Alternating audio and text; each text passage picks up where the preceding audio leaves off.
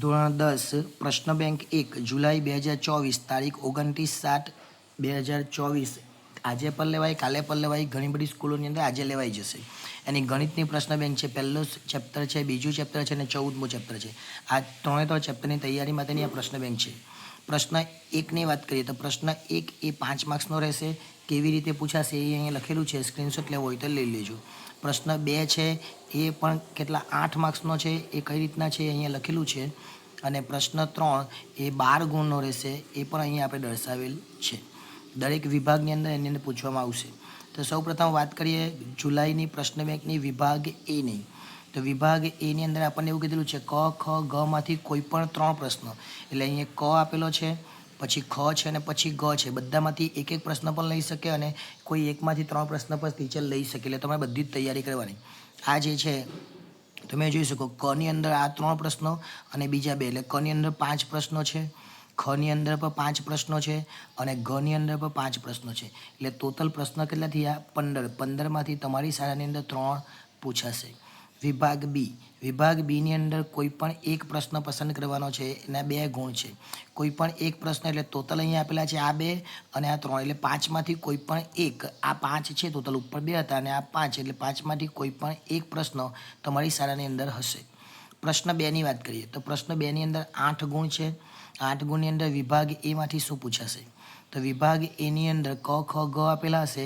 દરેકમાંથી 3 પ્રશ્ન પસંદ કરવાના છે. એટલે કોઈ પણ વિવિધ પ્રકારના પ્રશ્ન પસંદ કરી શકાય. એટલે 3 પ્રશ્ન પસંદ કરી શકાય. હવે જો વિભાગ એ તૈયાર કરવા એવું કીધેલું છે. ક છે એ કની અંદર 5 પ્રશ્નો હોય, 5માંથી પણ એક લઈ શકે. ત્યાર પછી ખની અંદર પણ 5 પ્રશ્નો છે, એમાંથી એક લેશે. અને ગની અંદર 1 2 3 4 અને 5 એમાંથી એક લેશે. એટલે તમારું જે છે એ આ પ્રશ્ન 2નો વિભાગ એ થઈ જાય. વિભાગ 2ની વાત કરીએ તો કોઈ પણ એક પ્રશ્ન પસંદ કરવામાં આવશે. હવે આમાંથી કયો પ્રશ્ન પસંદ કરે 5માંથી એ તમારી સ્કૂલની અંદર હશે. આ 5માંથી જ કોઈ એક પ્રશ્ન તમારી કોઈ પણ સ્કૂલ હોય એની અંદર હશે. વિભાગ સીની વાત કરીએ તો વિભાગ સીની અંદર પણ 1 2 3 4 ને 5 એમાંથી કોઈ એક પ્રશ્ન પસંદ કરવાનો. 4 તમને દેખાય છે ને આ 5મો છે. આમાંથી એ તમને પસંદ કરવામાં આવશે. ત્યાર પછી પ્રશ્ન 3ની વાત કરીએ જે ખૂબ જ અગત્યનો જે 12 ગુણનો છે. એમાં વિભાગ એની વાત કરીએ તો ક ખ ગમાંથી 3 પ્રશ્ન પસંદ કરવાના છે. આ ક છે એના 5 છે, આ 5માંથી એક આવી શકે. ત્યાર પછી ખ એમાંથી એક આવશે અને ગ એમાંથી એક આવશે. બધામાંથી એક એક એટલે આપણા થઈ જાય 3. ત્યાર પછી બની વાત કરીએ. બની અંદર વાત કરીએ તો આ પ્રશ્ન 3 એટલે શું? પ્રશ્ન 1 એટલે પહેલા ચેપ્ટરમાંથી, પ્રશ્ન 2 એટલે બીજા ચેપ્ટરમાંથી, પ્રશ્ન 3 એટલે જે આપણું 14 નંબરનું ચેપ્ટર છે એમાંથી.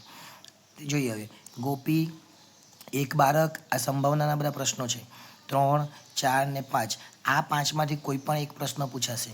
સીની અંદર પણ એવું કીધેલું છે કોઈ પણ એક પ્રશ્ન.